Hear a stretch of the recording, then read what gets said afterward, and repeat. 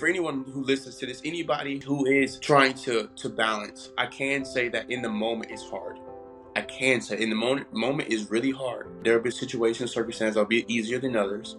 However, when you look down weeks, months, maybe years later, it's going to be worth it. Every time. Every time it will be worth it. So my name is Kevin Brooks. I came to know Jesus through my dad. Just to share a little bit, I was adopted at 13 years old. I didn't know anything about God. I didn't know anything about salvation or God's love for me. I was nowhere near close to the church. And when I was adopted, my dad had me and my brother attend services and go to prayer meetings and help out around the church, Sunday school, the whole 9 yards. And after a few months or a year or so, I started to kind of catch on and learn about who God was, learn about the basic stories that a lot of us hear in Sunday school. And I got to feel at that moment, I thought was God's love for me. I was, baptized. From that moment on, I've been trying to follow this thing called Christianity. And so, yeah. About what age did that take place? That was maybe around 14, 15. And as you followed Jesus since that time, what was an area or what is an area in your life where you felt Jesus has been calling you into greater intimacy, obedience, or maybe lordship over your life? There was a few times, a little afterwards, as I got older, where I was trying to figure out what I wanted to do in life. I was trying to figure out if I wanted to go to college, or join the military. I was really big on like law enforcement. I was just trying to figure out what I wanted to do and where I wanted to be. Not really as much where God wanted me. I found myself, the more I was trying to find out what I wanted, it seemed as if nothing was going the way I planned for it to go. And so before I knew it, I looked up and I started college and hated it. I started a little 9 to 5 job, and it was bringing in money. I didn't have peace. I knew that I was missing something. I just didn't know exactly what it was. And if I could be very honest, I joined a church at this point in my life. I was in Charlotte, North Carolina.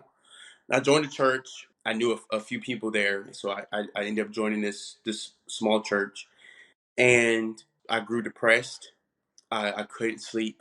Before I knew it, I just felt this longing for like God's presence. I don't know if that makes sense. I remember to this day there were nights where I would just play worship music and go to sleep and then go to work the next day, and the same thing happened.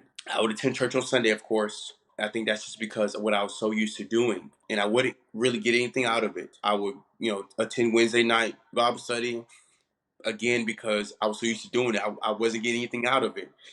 And I think I was involved in the cleaning up of the church and the church vans. And because of the responsibility, they gave me a key because we had to be the last ones, we came in when everyone left to clean up. And I remember I got the key and I didn't think about it at the time. I was just doing my job. And it was one night I could just feel it in my bones. Something was not right. And the only thing I could think of was go to church and pray. And that's really how it started. I didn't know at the time, but God was calling me to this whole new atmosphere that I wasn't used to. There would be times where I would feel so comfortable praying and so at peace where I could literally go to sleep. There was a, it's hard to explain. There was a calming within me after spending this time with God. And this isn't like, I'm not talking about a 15-minute prayer, a 10-minute prayer. Like there would be nights where I could live my day, a normal day, go to work, whatever, hang out with friends, and 9 o'clock at night, I'm sitting there and I'm like, I need to get to the church. I need to have my time with God. Now I don't need a 5 minute prayer closet thing. I don't need a two scriptures and then go to sleep kind of thing. Like I need to get in the Word of God and I need to have this time with God. And I would sit there and I would be there for 3, 4 hours sometimes. And this is daily, just because I felt like there was something. It was something about being in the presence of God. It was like a relationship that I never experienced. before that moment, I lived out this Christian thing because I was somewhat taught to do it. I didn't have this, this thing for myself. I know for a fact the phase that I was in at that point, I was being called deeper. Past the typical Sunday morning services, Wednesday night services, I was being called in for a relationship with God. So when did you first realize that he was calling you into something greater, into this deeper relationship, into greater purpose in your life? I don't think I realized until after the fact. I think in the moment, I knew that I could feel that there was a longing for God, but I didn't really know what it was. I just knew that something wasn't right. I knew that I felt peace. I felt a calming when I was in the presence of God, when I was taking those hours or so to really pray and talk to God as if He was right beside me. So I think I realized it after the fact. I think in the moment I was more desperate to be in the presence, and after the fact I realized, like, man, God is calling you like higher. He's calling you deeper. He wants more from you. There needs to be a relationship there. So after the fact, for sure. Yeah, for sure. I had a lot of things going on family wise. There wasn't many people I could talk to. And so my spirit was all out of whack. At the time I was working a nice job and I dealt with people all the time. And my attitude wasn't right, my spirit wasn't right, and I just didn't feel at peace. I felt like I was alone. Does that make sense? I felt like I was alone. I can't say I feel like people were against me. I just felt alone. And so I knew that I had enough sense to know that on Sundays and Wednesdays, I felt better. So I guess I knew, like, this doesn't feel good. I don't feel like myself. I don't feel I have no aim and direction. I have no purpose. I'm not happy with myself or where I am and mentally. And I remember, Sundays and Wednesdays, like I only did it for, because I was taught to do it, but I still felt a little bit better. When I say, I just didn't feel right, I think that's what it was. I knew that I felt better. Things seemed better when I was in the presence of God. I didn't have to worry. I didn't have to feel alone. I wasn't battling depression. So yeah. So in this season of loneliness, you're experiencing loneliness, you felt the Lord was meeting you in that loneliness and inviting you into deeper relationship. He was pursuing you in your season of loneliness and inviting you into deeper relationship with him. I can't even say that he met me. I feel like I feel like the Bible talks about as a deer panted for water. I think that was me. I can't even say I went halfway. I think I had enough to know that the few Sundays and Wednesdays, the few, minutes or hours that I was in church, like I had enough sense to know, like, this is better than me feeling depressed or me feeling alone. I feel like I don't even know how much effort I really put into it. Does that make sense? Like I just felt like it was better for me to be in his presence. But yeah, he definitely was there. But the effort that I made compared to what he did for me is so little. It was like he was calling me. I think you said that. It was like he was calling me. And I just think of that scripture when I talk about what he's done for me and talk about a little bit about my experience. That's what I think of as the deer panteth for the water, so my soul longs for thee. And it's not like we're thinking about this hefty deer kind of thing, and he just prancing along in the meadows. Like, no, this deer is thirsty. This deer is longing for the water, and then there God is. And so I felt like the little bit of effort that I made doesn't even compare. It doesn't even. He called me, and it was to the point where I had to go. I remember I had a friend in that time. He asked me, like, I get it. You have to spend time with God. I get that. But why, like, church? I'm like, I don't know, but I have to go. Like, I have to go. It's not like errand. It's not a chore. It's like I'm not deer. I'm not deer. Like, I just have to. I have to be in the presence of God. What challenges or struggles did you run into as you walked through this experience, as he guided you through this process, as he invited you into deeper relationship, and as he pursued you? Did you experience any challenges or struggles through that process? So from there until now, like 6 years later, I would say life and circumstance changed a few things. I ended up leaving that church. I joined the military, and I learned very quickly that everybody claims to be Christian, but they're not. And so I had to learn in that time frame how to walk my walk and not compare to others. I've had to learn in battle with self-esteem. I've had to battle with comparing because, it's one thing for me to say these are my standards and this is how I live my life because this is my relationship with God. And then someone else comes along, we become friends or we go to the same church or whatever the case is. And they say, well, I'm a Christian too, but this is how I walk my walk. And I don't have the same conviction that you have. And I'm looking at them like, oh, okay. And then they're have the nice things and they're living the nice lifestyle. And it's like, okay, God, I'm not trying to compare here. However, I'm looking at what they say and what they do, looking at what I say, what I do, and I'm like, I feel like I'm being punished. So there was a little bit of that. There was trying to figure out what was sin versus what was conviction. I struggled with that for a while. I struggled with anger for a while just because of past hurts in church with family. It's been a go. But God has been there through it all. Within those 6 years, I've had to learn how to live my walk and still hold my convictions and still have my relationship with Jesus, despite what my neighbor's doing. So yeah. What happened as you walked in obedience to this call into greater purpose in your life, into greater intimacy and relationship with Jesus? What did you find out about yourself? What did God reveal about himself through this process? I found out that I got a lot of work to do. I'm reminded of Job. Job wrestled for a while, and there was a set of questions that God asked Job. And the questions weren't to be funny or to be demeaning. The questions were to remind Job that he is God.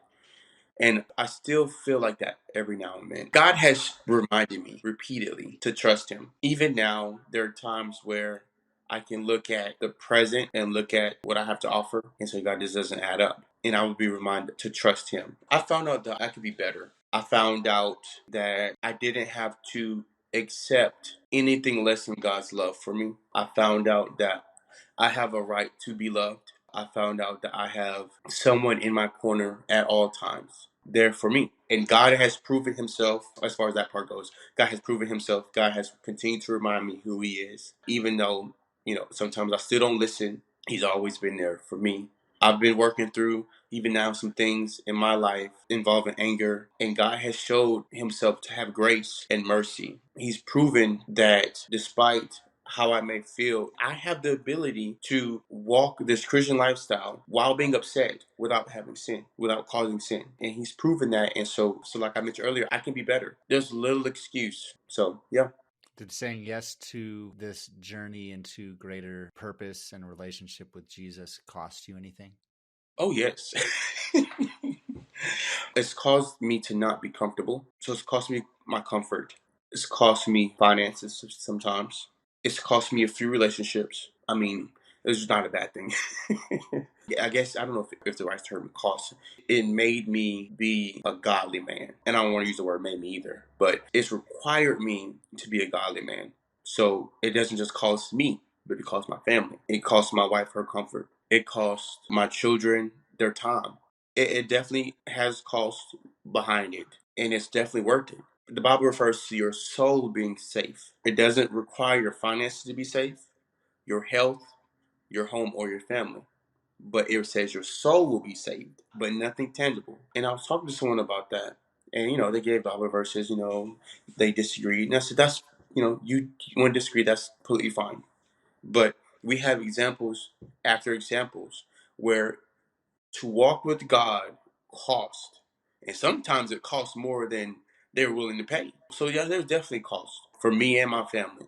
But it's worth it. The peace that I have, I mean, it's worth it. I can say that if it wasn't for Jesus, my family would look different. My lifestyle would look different. It cost me, but it was worth it. It was worth it in a whole lot. It was worth it. It was worth it. I mean, the scales don't even they don't even balance. It doesn't even balance. It doesn't, not even close. It was worth it. And for anyone who listens to this, anybody who is trying to balance, I can say that in the moment it's hard. I can say in the moment is really hard. There will be situations, circumstances that'll be easier than others. However, when you look down weeks, months, maybe years later, it's going to be worth it. Every time. Every time it will be worth it. What have you learned through this process? I've learned that I can't piggyback off of parents or pastors' calling. I've learned that I have to know who God is for myself. And I've also learned that God's love can pick you out of any situation and circumstance. I've learned that there's nowhere that you can go that God's love can't reach you. There's nothing that you can do. Whether I sin into heaven, you're there. Whether I make my bed in hell, you're still there. There's nowhere where you can go. There's nowhere you can find yourself, and God's love can't be there. So there's that. I've learned that really, and that's it. That's the big one right there. I think that's that's the big one right there. I mean, the the love that God has for you, it's so hard for us to even understand. I think that was the biggest thing I've learned. No matter where I am in life, no matter how messed up work or family or relationship or whatever the case is, God's love is still there for me. And sometimes His love isn't always going to be sunshine and rainbows. Sometimes it's going to be harsh. Sometimes it's going to be straightening out. Sometimes it's going to be allowing your sins to find you out. Sometimes it's going to be, tough love. But His love will always be there to carry you and to pick you up. So those are the few things that I've learned, and I'm excited as far as this first part goes to share that with my children when they get older.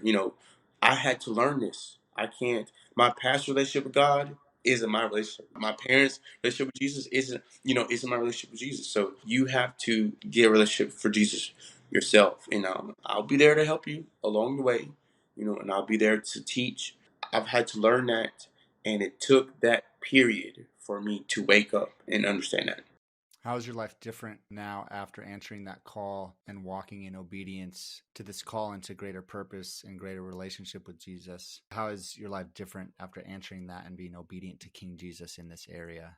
I have peace, which was crazy. This is an example. If me and my wife were to lose our job tomorrow, there's not going to be panic. We're going to do what we're supposed to do to make sure that there's provision, and we're going to pray, but there's not going to be any panic because there's a peace that we have because our relationship with God. Neither one of us would have had, especially me, 3 or 4 years ago, 6 years ago. So there's peace in all things.